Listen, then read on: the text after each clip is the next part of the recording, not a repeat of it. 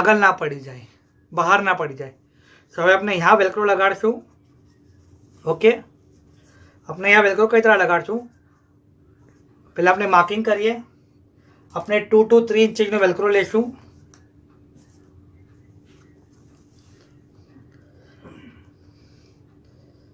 આ 9 ઇંચીસ છે, તો આપણે 3 અને 6 લઈએ. ઓકે, 3 અને 6. यहाँ जो वेल्क्रो लागશે, જે માર્કિંગ કરી છે આપણે એ આ વેલ્ક્રો, જો આ વેલ્ક્રોની લાઇનમાં જે વેલ્ક્રો લાગશે એ લાસ્ટમાં લાગશે, કેમ કે વેલ્ક્રો અંદર લગાડવાનો છે. આના પર 2 પોકેટ આવશે, પછી પોકેટના ઉપર વેલ્ક્રો આવશે. અને यहाँ જે માર્કિંગ આવી છે, यहाँ આપણે વેલ્ક્રો પેલા લગાડશું. यहाँ આપણે વેલ્ક્રો પેલા લગાડી કાઢશું. પહેલાં આપણે આ વેલ્ક્રો લગાડીએ, પછી આપણે પોકેટ અટેચ કરશું, પછી આપણે આ બીજું વેલ્ક્રો લગાડશું. ઠીક છે?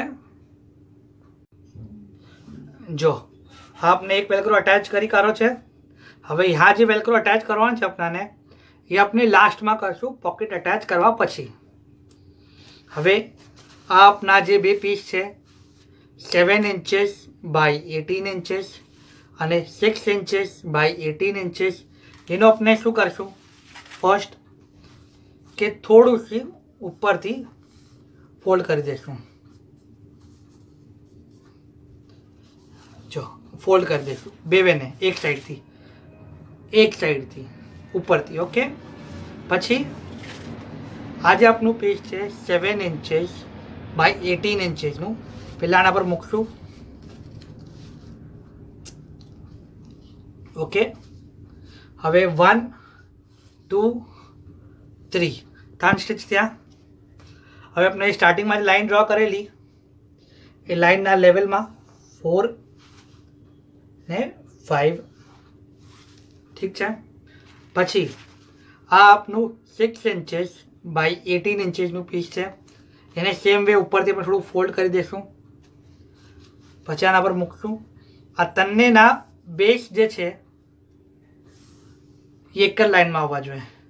હવે આને આપણે શું કરશું? સેમ વે 1 2 ને 3 સ્ટિચ કરશું.